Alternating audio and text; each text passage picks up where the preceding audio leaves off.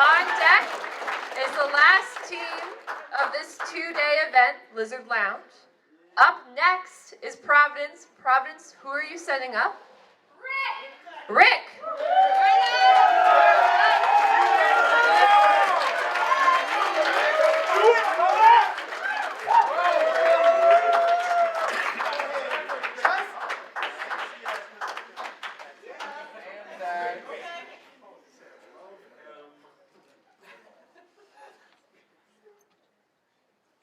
How to bake bread in only 12 steps. Step 1, don't even try this for decades. Learn to fear the process first. Step 2, don't listen to step 1. It has issues. I'm step 1, I always get to go first. Forget both of them.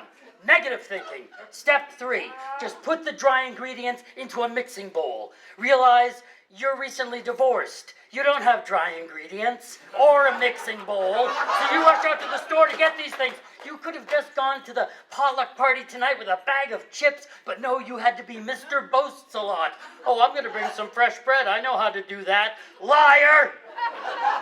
Step 4, just because it's so crazy it might work, try reading the directions first. Step 5, suspect the recipe is lying to you. It wants you to fail. That much water is not enough for that much flour. Oh my God, this is another in a long list of bad decisions you've made, poet. Cry. You cry now. Step 6, realize that your sweet, sweet tears are just what the yeast needs to grow on. Say fuck the yeast. It doesn't love you. Put as much water in until the dough rolls into a fucking ball. Then roll yourself into a ball. Rock gently. Step 7, put some flour on a cool, dry surface and then put on some heavy rubber gloves. Now, the flour, that's so the dough doesn't stick. The gloves, you don't want to leave fingerprints.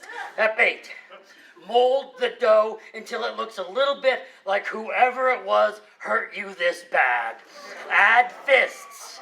Add as many fists as you want. Your valid feelings are valid too, damn it. Step 9, let it go, man. Let it rest. I mean the dough. Let it rest for about a half an hour. By then it'll have dropped its guard. There's no way you're done venting yet. Step 10. Now it's time to show the dough that step 8 was just a walk through sunny lollipop land compared to what's coming next. Roll your sleeves up, regress about 857 years approximately, get medieval on it. Step 11. Remember to stop blaming the world and everything in it for what's wrong with your life. But remember to forgive yourself too. Remember you should have preheated the oven to 425, but it's not a big deal. You don't need to get upset about it. I don't think we need to listen to that Adele single again. Step 10. Take the dough and divide it into 2 halves. Label both of them the future because that is all we have to work towards. Today is a gift. It's why they call it the present. But feel free to beat the fuck out of anyone who says that to you when you are in this much pain. But then take the dough and put it in the oven for 35 minutes and take some of that time to reflect on pain that you never thought would feel any better. Watch as you transform it into something that feeds not just you, but people you don't even know, body and soul. And then sit back and give yourself some credit. You did it. You made bread. It gets easier.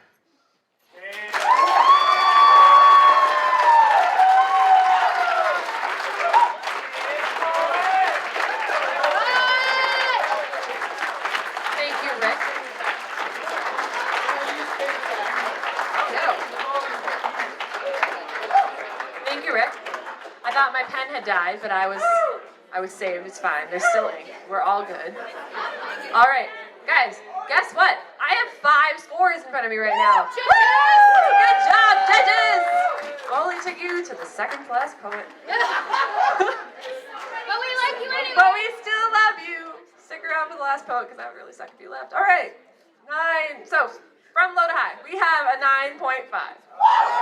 We have a 9.6. We have a 9.7. We have another 9.7, and we have a 10 for Rick. Give it up for that poet.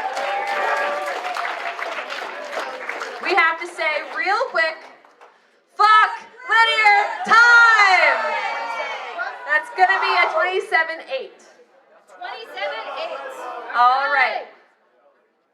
We have one more poet. One more poet. Only one poet. Only one poet. You can't afford not to say here. Sorry. Anyway, Lizard Lounge, who are you sending up?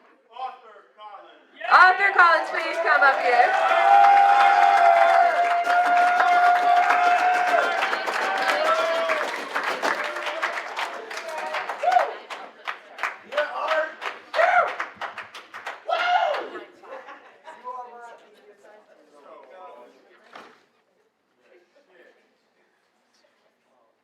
Good morning.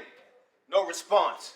Cohorts of co-workers concentrating, camped on the confinement of interpersonal thoughts. Observing closely, I watch these inglorious bastards moving faster than the speed of insight. Blink, and you might get tricked by the slide of my backhand. Damn! I spilled the hot double shot of caffeinated coffee all over my fruity-colored pastel shirt. Ruined a whole week's worth of tedious work, leading to a negative evaluation and an incomplete monthly report. My inferior jerk superior complained that my performance was out of compliance. I'm a super Negro, so I marvel at the alliance horrible bosses have to their own restrictions. Smart, dumb-ass sexist classes always riding the fence, teetering between a tot's academic achievement, but they themselves lacking common sense. They got umpteen degrees and they're PhD offensive. Pompous ass Dr. So-and-so, your pedagogy isn't holistic or comprehensive. You're ready to save these poverty-stricken, finger-licking, chicken-eating children. To instruct, we must first build trust. So let's focus on relationship building. Dean of discipline, the streets we live on make a killing every single day. The price ain't right, but it's the price we pay. Say, brother, you got $1 or a dime? Nah, I'm sorry for asking and wasting moments of your precious time. I'm a black Captain Morgan, standing on this powder keg. I got one peg leg, but I still got one good leg left. As they cut off the right arm of my people, I'm fighting to reverse the evil with my Live Brothers program.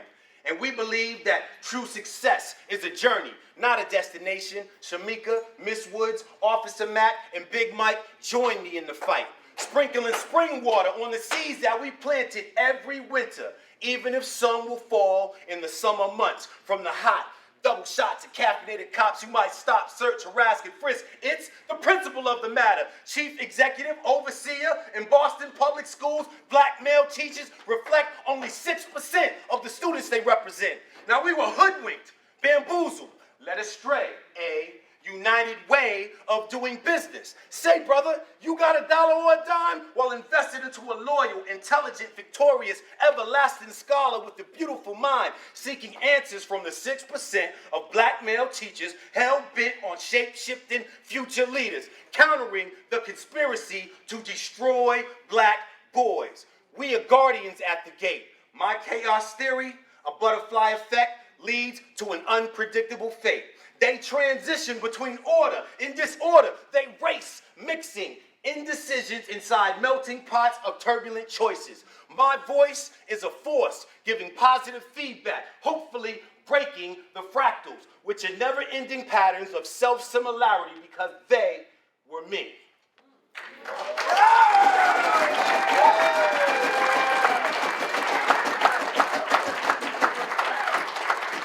Thank you, Arthur. Audience for being here.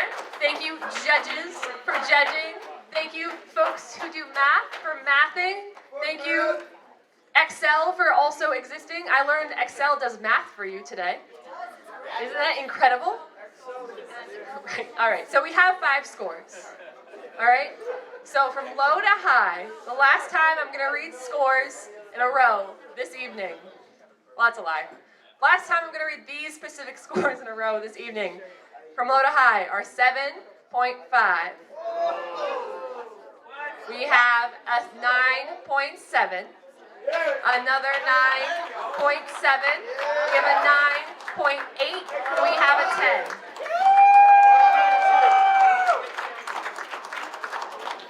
That's going to be a total score of a 29-2. Let's give it up for Arthur. They're going to do some math over there. And I'm going to stay over here far away from the math until they hand me the math. But real quick, let's just give a boisterous round of applause for this night and this other night that came before this. Yeah. All right. I'm going to throw in a quick reminder now, and I will do it after I read these scores. Can a rep from every team come see Simone and sign some things? Thank you. One thing. Just one thing, not multiple things. The plural does not exist in this world. All right, so coming in fourth place with a score of 102.4. Let's give it up for Providence Poetry.